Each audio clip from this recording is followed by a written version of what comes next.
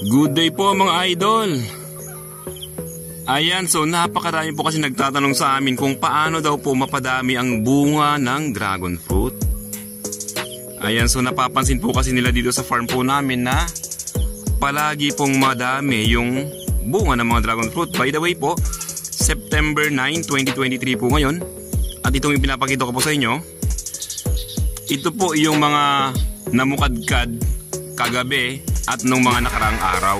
So tatlong sunod po na araw na marami po talaga yung namukadkad. Ayan, so sa mga hindi pa po nakakalam or mga baguhan po sa channel namin, meron po kaming 101 lang po na poste ng dragon fruit. Ayan, at eto nga po, nasa more than 2,000 plus po na bunga ang i-harvest po natin after 1 month. So kung mga ito po ay namukadkad September 6, 7, 8, ang harvest po nito is mga October 6, 7, 8 po. So after 1 month, and nasa more than 2,000 po na mga bunga yon. Kung estimate po natin na malalaki yung bunga, nasa 2 to 3 po pieces sa 1 kilo. Lalo at hindi po umulan nung namukadkad yung mga ito. Kumaga pambawi po namin kasi kung alam niyo naman po na sunod-sunod po yung ulan. Yung namukadkad ng mga to, swerte po talaga na hindi po namukadkad. Although kaunti po yung bees at hindi po kami nakapag-hand pollinate, okay na po yun.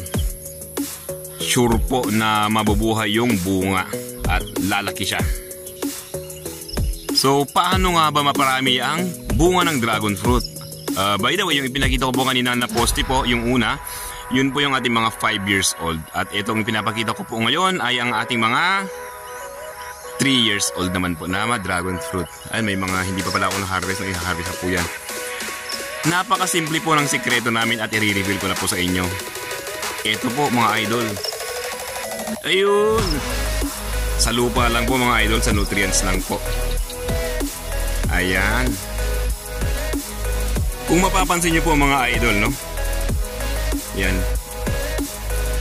Yan, naka-plant box po kami, ano? Yan po, no? Ito pong mga ito, by the way, sukat po ng plant boxes na ito, nasa 4 feet by 4 feet po. Dati po kasi nasa 2 feet by 2 feet lang po yan. Ang ugat po pala ng dragon fruit, papalapad. Kumbaga, hindi po pailalim eh. May papailalim din, pero mas siya na paluwang. So pinaluwangan din po namin yung aming mga plant boxes. Yan po mga idol, gaya po yung mga yan, oh. Ayan. Paano ko po nasabing sikreto po yan? Ayan, yung mga iba po kasi lagay po sila ng lagay. May schedule po ang paglalagay mga idol. I mean, may schedule po ang paglalagay ng mga fertilizers po at kung ano ang fertilizers po na ilalagay natin. Yan. So kung gusto nyo po na ganito karami din po yung ibubunga ng inyong dragon fruit, yung palaging 50 plus na bunga sa isang poste, ano? Ayan. Sundan nyo lang po kami. So mag-organic and natural fertilizers lang po kayo. Yun lang po ang pinakasikreto mga idol. Gaya po nyo mga yan, no?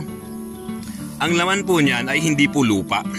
Yan yung mga nasa plant boxes po namin. Yan po ay puro na cow manure.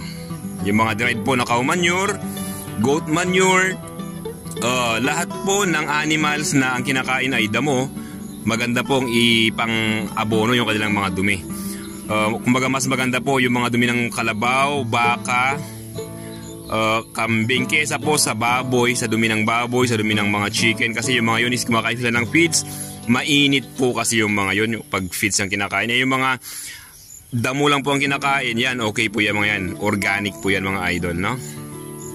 Ayan. Tapos, sinahaluan din natin yan ng carbonized rice hull. Ayan, kung nakapagluto po kayo ng ipa, ayan, umitim siya, napakaganda pong ilagay yon.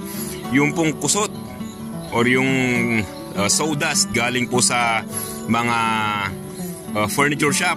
Yan, di ba? Yung mga gumagawa ng mga kasangkapan, mga muebles, mga aparador, yun, pinaglagarian po nila, kuhanin nyo po lahat. Yun po ay libre nyo lang pong makukuha mga idol.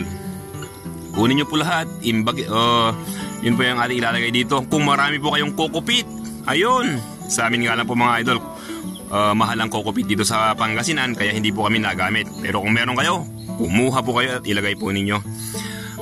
Pwede rin po yung ipa kung kunwari hindi nyo po kayo makapagluto, hindi nyo po magawang carbonized rice hull. Basta po yung ipa ay yung luma na, kumbaga halos pa decompose na ipa. Ayan, so pag sasama-samahin po lahat yon, may mga bulok po na basura, no? Yung mga grasses, mga dried leaves, yan, pag sasama-samahin po lahat. At kailan po yun nilalagay? Okay? Ang paglalagay po ng organic materials po, yung mga organic natural na materials, yung mga pataba po natin ay sa off-season lang po mga idol. December, kami po sa farm po namin, dito po sa farm namin, December, January lang po. Ayan, so pagkatapos ng fruiting season, yung huling harvest po namin, syempre pruning tayo niyan, magkakatayo ng mga sanga-sanga. Pagkatapos ng pagputo ng mga sanga, ayan na, maglalagay na po kami ng mga organic natural fertilizers po. Kung napapansin nyo po ito mga idol, yan, kapag December, January, pag pinuno po namin, as in apaw na apaw po yan mga idol, mataas po yan, punong-puno po talaga. At doon lang po kami naglalagay ng organic and natural fertilizers mga idol. Kunwari, minalas kami at umabot pa ng February, okay lang po yun. Kasi marami po kaming poste, ba?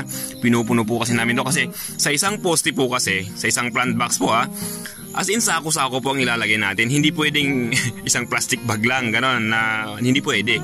Sako-sako po talaga, as in. Wala pong ratio yan sa dumi ng kambing, baka. Basta kung ano pong available. Kasi po yung mga yun po yung mataas po sa nitrogen yung mga yun. Ayan, yun naman po, mataas na nitrogen. Yun po ang ilalagay natin sa off-season, December hanggang February. Kung talagang minamalas ka, February, okay lang din po yan. Tapos syempre, kailangan pong diligan. So, basain ng basain. Araw-araw po yun mga idol. Ayun. Bawal na bawal pong maglagay ng organic natural fertilizers ngayong fruiting season. Yung kunwari, maglalagay ka ng May, June, July, August, September, October, ganon. No? Wala na mga idol. Imbis po na bunga ang lalabas, mga sanga po. Ipapakita ko po sa inyo yung mangyayari ha. Tingnan nyo po ito mga idol. Yan, may mga biglang naglalabasan ng mga bagong sanga, di ba? Kita nyo po yung mga idol? May mga lumalabas na mga sanga. Ganyan po ang mangyayari kapag naglagay po kayo ng mga pataba. Yan, tingnan nyo ibang mga poste po namin. Wala, di ba? Wala. Puro bunga po kasing lumalabas dyan. Ayan, may mga konti-konti naman. Okay lang yan. Puro bunga kasing nalabas dyan mga idol. Ang bulaklak. Ayan po. Yan. At ang ilalagay naman po sa fruiting season ay yung mataas po sa potassium.